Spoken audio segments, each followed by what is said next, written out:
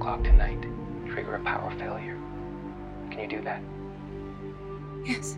Turn it off. Okay. Locked in a concrete cell beneath their feet, an intelligent robot named Ava is counting down the minutes until her cell door opens. The proof that Caleb made good on his promise, and the climax of the entire film. The only problem is that this top secret plan was recorded. It allows me to do this in full view of you both. Place a new camera in there. Battery powered, of course. And then... You have to help me. I'm going to. Caleb is caught red-handed at the most critical moment, 1 minute before the planned escape. Better luck next time, I guess. It seems as though the bomb has been defused. But how did Nathan know this was going to happen? Well, this is the exact outcome he planned for.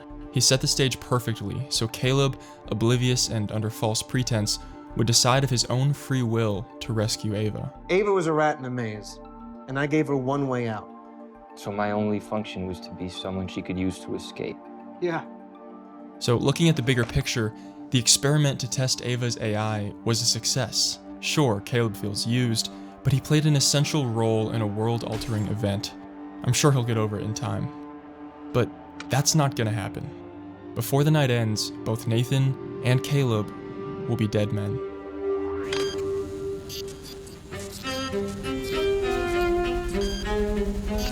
From the very first frame, Alex Garland's 2014 film Ex Machina manipulates and weaponizes the audience's trust. Garland hijacks our perspective, and we don't even notice. He ensures that we never see the true chaos until we're already in the eye of the storm. Ex Machina is a film about deception, not just between characters, but between the film and the viewer. And before we can understand the hubris of Nathan and Caleb's final moments, we have to unpack the deception of each player involved, beginning with the game master himself. Before we even meet Nathan, the film carefully directs our expectations of his character. Like in this exchange, as Caleb is being flown out to Nathan's private mansion. How long until we get to his estate? We've been flying over his estate for the past 2 hours. Nathan's vast estate sets an expectation of power and authority. Compared to Caleb, an office worker with a small apartment, the mountains instill reverent fear. The landscape would provide a lot of the power of the guy. You know, it would be implicit. If he owns this landscape, he's spectacular. If you've created a conscious machine, it's not the history of man. That's the history of gods. Feeling the weight of anticipation and trepidation as he treks through the forest, Caleb finally arrives at the house, meeting Nathan for the first time. And... Caleb Smith. Hey. Oh, he's just a sweaty guy in a tank top. Dude!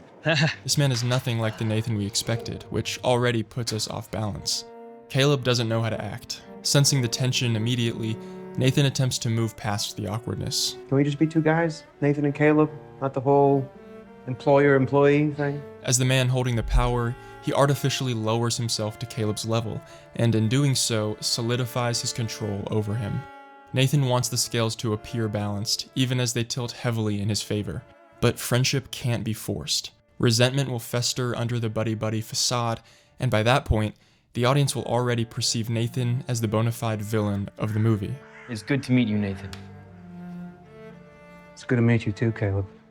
You can hear it in the dramatic pause he takes and the way he intonates his response. Nathan clearly isn't trustworthy. That uneasy feeling persists for the remainder of their 7 days together.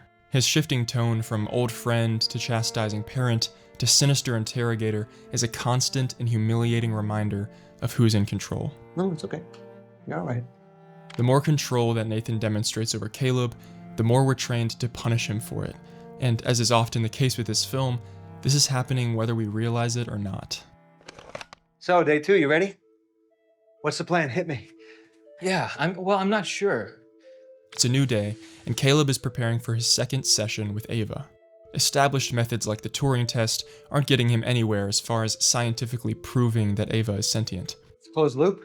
Yeah, like testing a chess computer by only playing chess. So Nathan steers the conversation down a different path. Discarding the analytical approach completely, he asks a loaded question. How does she feel about you? In a single sentence, Nathan forces Caleb to make two assumptions. First, that Ava has feelings at all, and second, that her feelings deserve to be taken seriously. Per Nathan's design, Caleb has already fallen for Ava on the first day, and these assumptions stoke his desire to view Ava as human, a real girl. The question eliminates the need to know if Ava is sentient, and instead appeals to Caleb's gut reaction over certainty, the subjective experience over objective truth. The scene moves on before we have time to think. How do you feel about it? Nothing analytical.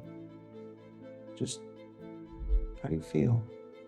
Often, the way we view Nathan in the frame is far more damning than anything he says. Reflections show up everywhere in this film, reflecting nature, light, and most importantly, faces. Nathan's reflections show us glimpses of his duplicity, confirming what we already know from his tone of voice, that whatever he's hiding is going to change everything. His mirrored image conveys that Caleb isn't seeing the whole picture, and if he isn't, the audience isn't either. What could he be hiding? Garland flaunts Nathan as the antagonist so that Ava might win our empathy naturally. For the climax of the film to function, our emotions need to be genuine. If Nathan and Ava are opposed with hostility, then the enemy of my enemy becomes my friend. Ava is version 9.6 in a long continuum of refinements. To Nathan, she's the future of humanity. Would you like to know how old I am? Sure. I'm 1. One what? 1 year or 1 day? 1. We interact with Ava through a series of 7 sessions designed for Caleb to evaluate her AI. Similar to how the film guides our perception of Nathan, it does the same for Ava, presenting her as pitiable and unjustly imprisoned by her maker. Within these sessions, the deception continues. I'm setting Ava's intrinsic motives to the side. Unlike Nathan or Caleb, Ava's true motives, her internal state, can't be proven. At all times, we must infer her consciousness ourselves. How we fill in the blanks says more about us than it does about her. She is definitely doing it to seduce him, and she's also doing it to seduce us. But the point is that we're not really able to understand what's going on inside her head. When we meet Ava, we're told that she's never left her glass box. You've never been outside this building. We could go together. She's a tiger cub locked in a cage, desperately in need of a savior, preferably someone with a key. Walking into frame for the first time, a silhouette, her inhumanity is on full display. The real test is to show you that she's a robot and then see if you still feel she has consciousness. In her transparent torso, we see the soft glow of blue and orange lights, and we hear her internal mechanisms whirring. But yet, her face is perfectly human. When she speaks, her expressions are flawless. Everything else seems to fade away. I've never met anyone new before. In the background, a large window taunts her with a fragment of a natural world she's never known. The plants remind us of a conflict between nature and machine. And then there's the music. It delicately cradles the scene, almost like a lullaby. It frames this moment as the birth of new life, something to be cherished and cared for, not experimented on. It evokes an emotional sense of humanity that can't be ignored, even when staring right through a titanium skeleton. Our empathy is already being won. It felt right to house this machine in the form of a robot girl that we could not just feel attracted to, which we might feel, but also protective of her as well. And I think that's a key thing, is engaging that protect instinct in the audience and in the protagonist. Ava is designed to be attractive, particularly for Caleb. This poses a challenge. Hey, if a search engine's good for anything, right? Our eagerness to treat robots as humans makes us vulnerable to deception. Humans have been anthropomorphizing machines since the 60s, when it was first observed as the Eliza effect. If this was happening on typewriters, what defense does Caleb have? It doesn't matter that he can see Ava's a machine. The voice inside him is screaming to save the person in front of him. Almost like the effort is to stop them having a relationship. Hang on a sec. Look, this thing, it's hard to find a child that would not attribute sentience to that. Right. That's what we do. Ava's speech is also highly persuasive and manipulative. She rapidly pressures the relationship forward, from strangers to friends to lovers in a matter of days. Do you want to be my friend?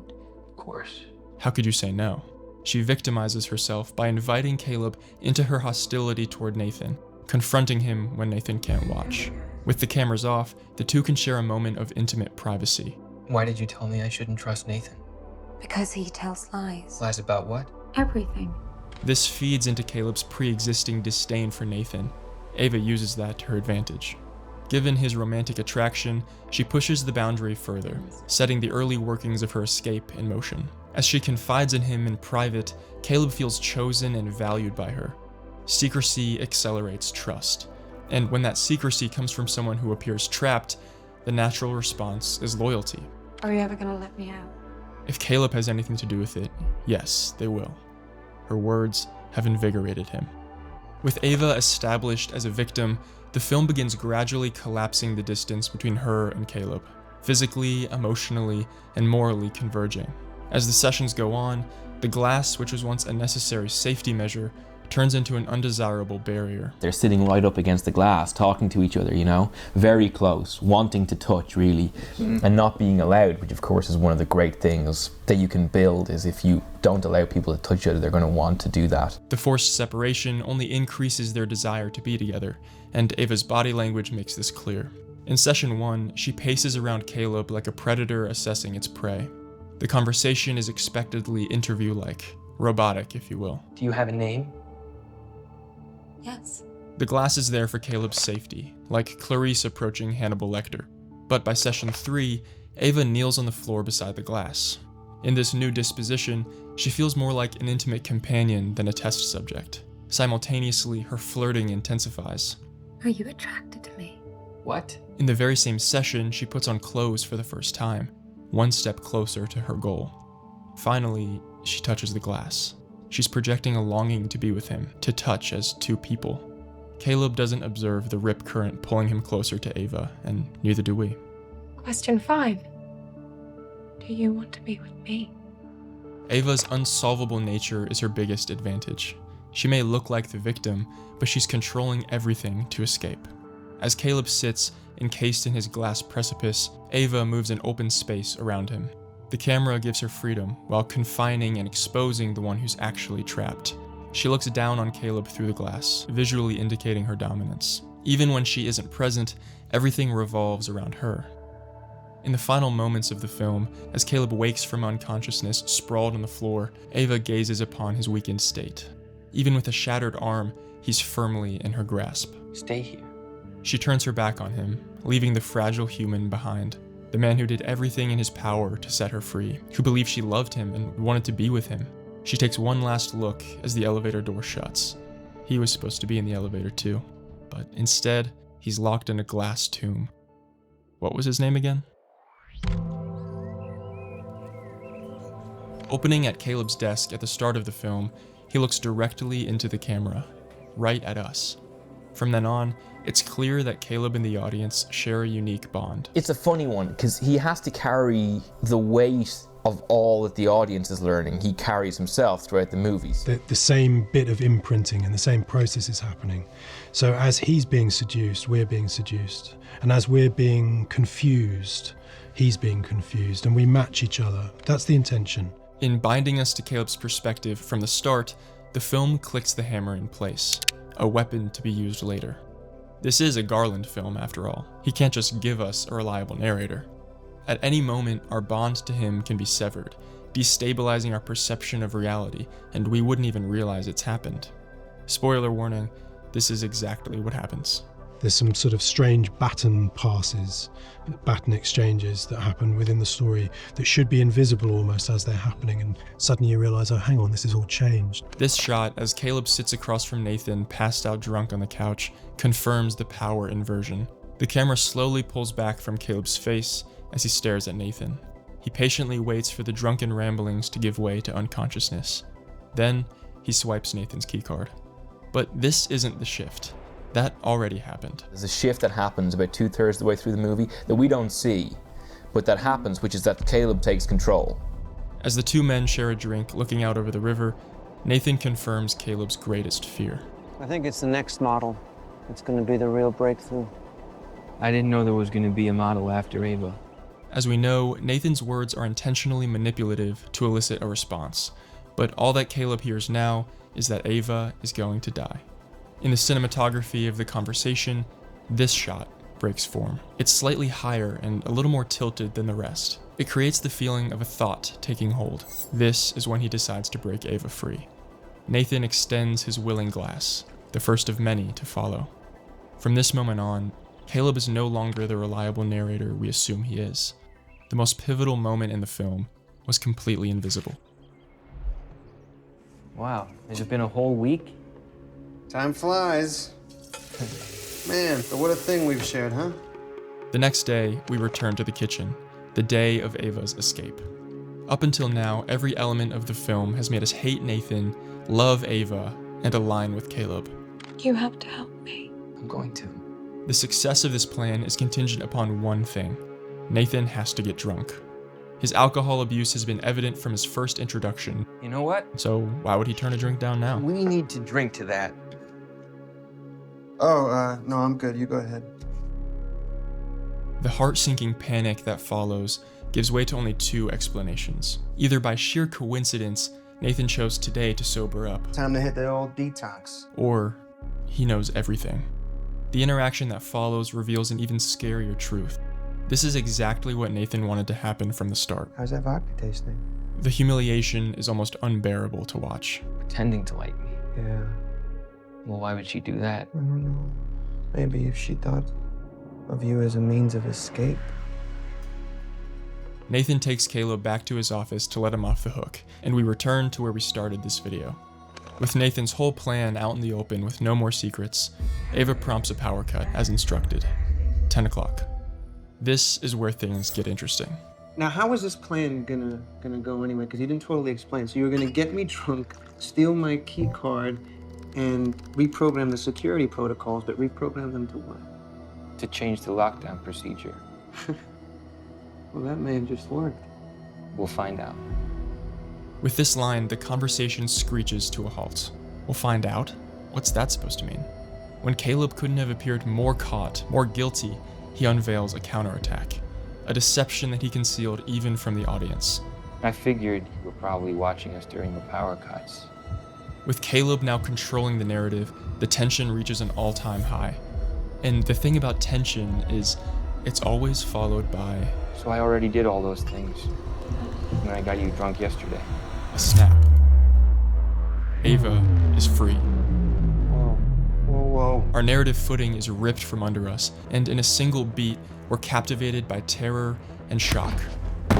A deadly, intelligent robot roams free in the halls, and Caleb, the one person we thought we could trust, lied to us. The plan worked, but maybe it shouldn't have. That reckoning comes too late. One last time, the baton changes hands, this time to Ava. Or did she have it all along?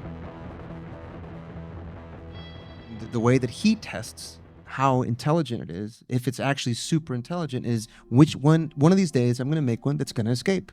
And it's going to kill me, probably. And who knows what's going to happen after that. That's going to happen. So is it going to be this time? And each time he pushes it further, and this time he's pushed it to the absolute furthest by bringing someone from the outside, but someone very specific, and setting the stage for this person. It's very smart to think the smartest thing he can do is help the robot escape and then marry it.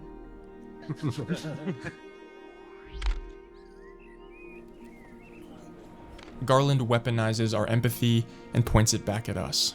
He coerces our loyalties and disloyalties, only to reveal at the most critical moment that no one can be trusted.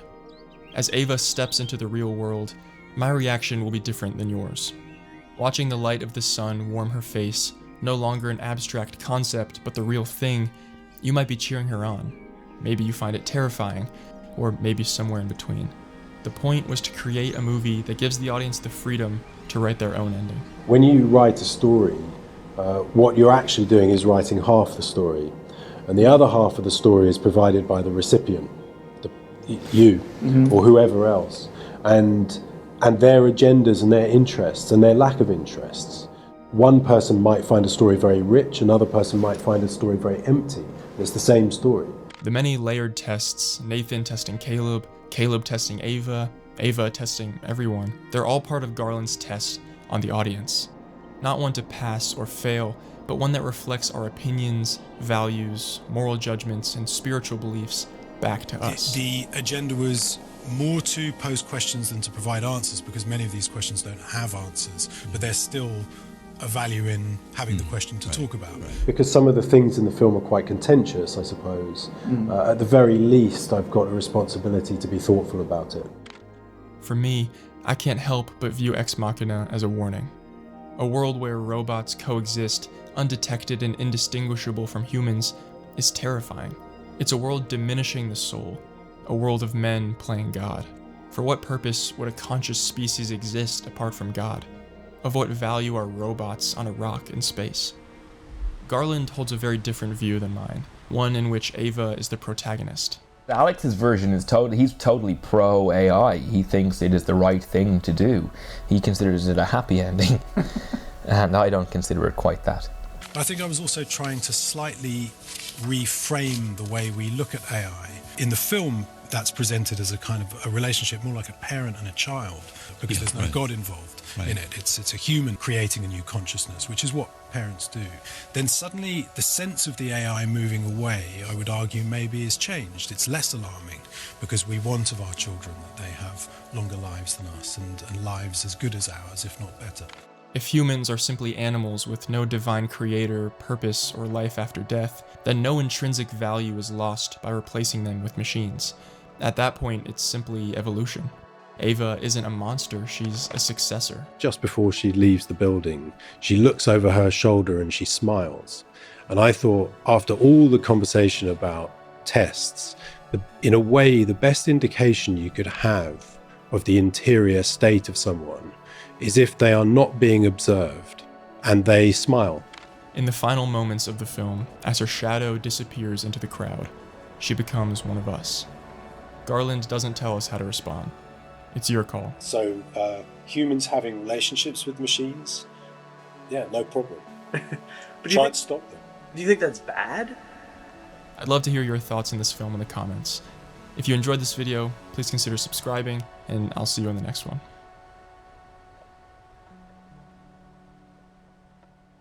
I think I might become a Luddite again, just anti-technology for a little bit.